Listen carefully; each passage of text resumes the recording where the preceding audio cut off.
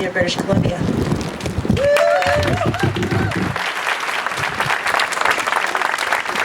Thank you so much, and thank you to the organizers here and across the country who are creating this important moment for all of us. You know, there was a time back in, say, 2008 or 2009 when the world was talking about climate change. Canada was talking about climate change. In fact, our own federal government, our Prime Minister, rushed to Copenhagen and at the time told us that climate change was the greatest challenge that humanity has ever faced. Well, the year before, of course, when climate was a bit lower in the polls, he referred to Kyoto, the agreement to reduce emissions, as a socialist scheme designed to suck money out of good projects. But anyways, back to Copenhagen. 2008, 2009, our government was saying that climate change was the greatest threat that humanity had ever faced. And then it went away, except of course it didn't. We know now that this year 10 million people face food shortages as a result of the worst drought conditions ever in Kenya, Somalia, Ethiopia. MIT is reporting a 70% increase in the severity and frequency of violent storms. In Canada, in some parts, major cities are flooding. In others, we have record fires and droughts that are destroying communities, threatening our forests. And this year, the United Nations told us that more people will lose their homes globally as a result of climate change than war.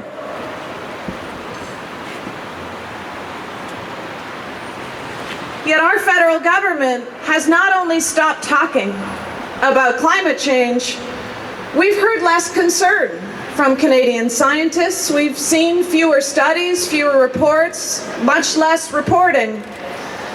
So fast forward to today. The message we're hearing from the federal government, as you've heard from our previous speakers, is very, very different.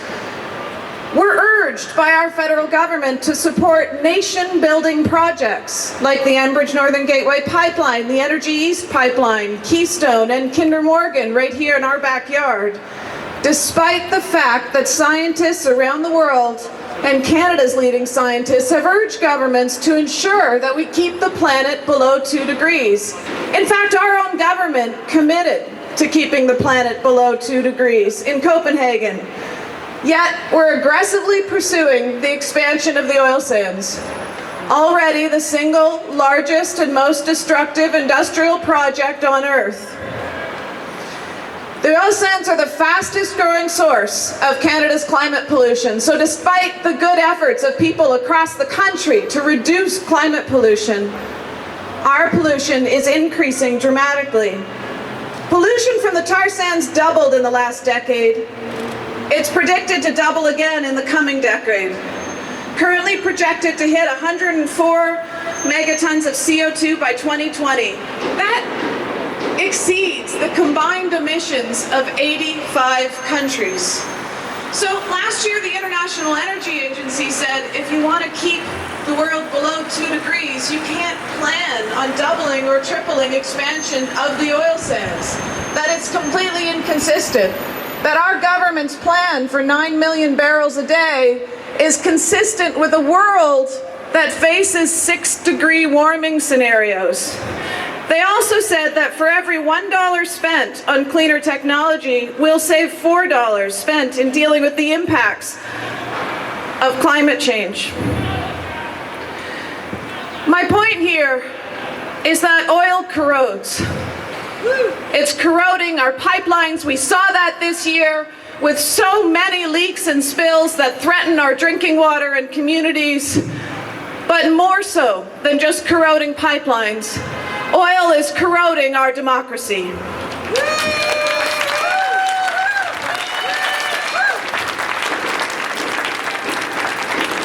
Democracy thrives with the widespread dissemination of knowledge, with transparency, with education, the support for rational scientific inquiry that helps us to make decisions. Democracy thrives with shared knowledge that creates informed debate. You know, it's said that knowledge is power, that the suppression of knowledge is the oppressor's most powerful tool. And in the last several years, we're experiencing a dramatic suppression of knowledge in Canada, a disturbing silencing of some of the country's, most important scientists. We heard recently here today about a couple of important bodies that have been shut down. Why were they shut down? They were shut down because this is a government that does not want to talk about climate change, because they cannot address climate change and expand the tar sands to the rate and extent that they want. The National Roundtable on Environment and Economy. And let's be clear, this is not an issue of right or left. It's an issue of right and wrong. The National Roundtable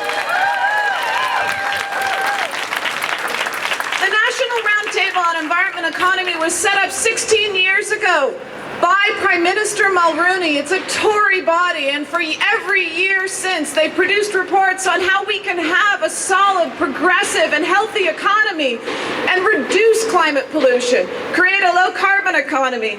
So what did the government do? It shut it down. The Atmospheric Research Station, doing important climate research and data that was leading the world. I'm here today because I want a Canada back that leads the world.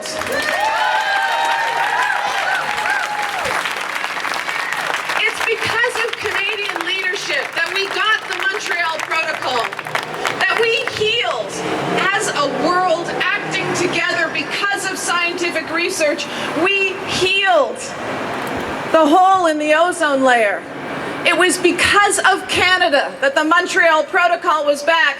Yet now, when I go to United Nations climate change conferences, I'm met by many foreign diplomats who just ask me, what happened to Canada? I'm here today because we can again be a nation that leads, but that means we have to commit to science, to research, to supporting that dissemination of knowledge. You know, last year, the eminent Journal of Nature published an editorial that said it's time for Canada to set its scientists free. I'm embarrassed right now of the reputation that this government is building around the world for who we are as Canadians.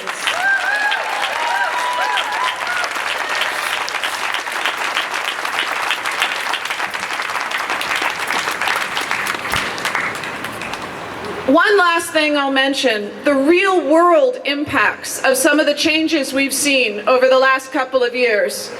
We know from leaked documents obtained through Freedom of Information, that the reason this government gutted our Fisheries Act, gutted our Navigable Waters Act, was at the request of the oil industry. Why? Because those laws that protected us were in their way. The Enbridge Northern Gateway Pipeline, for example, crosses 1,000 streams. If we don't have those laws, we don't have the application of science in order to protect our drinking water and biodiversity in this country. So what does it physically meant? After those laws were eradicated, over 3,000 environmental assessments for major industrial projects were canceled. We no longer do environmental assessments, we just accept the projects. We need to demand that those laws are put back in place. We need to support our scientists who are rising up across the country and saying we need to fund scientific research. We need to call on our government to free our scientists and let them speak to us. How about we take the $1.2 billion a year that this government is giving, our taxpayers' money, to subsidize the oil and gas industry, the most profitable companies on the planet. How about we use that to research the toxins leaking into the drinking water of the Athabasca Chippewa First Nations and the tar sands? How about we use that money to research the impacts, the data of what's happening on climate change? This week, announced that they're sending federal ministers to Vancouver to meet with British Columbian First Nations. Why? Because 160 nations have stood up and signed the Save the Fraser Declaration. They've created a wall of opposition. They've said, not on our land will we allow these pipelines. So the ministers are coming to convince them.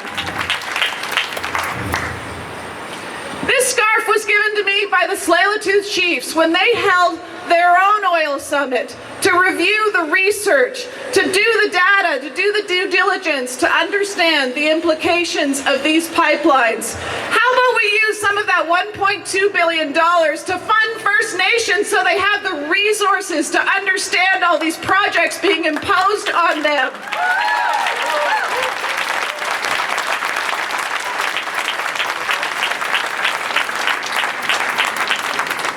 There are moments in history when citizens are called upon to stand up. When we've seen such collusion and corrosion, when we have policy that's being designed in the oil patch instead of in Ottawa, we are called upon to stand up. And this is one of those moments.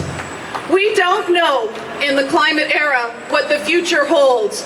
But today, here and across the country, we know who holds it, and it's you.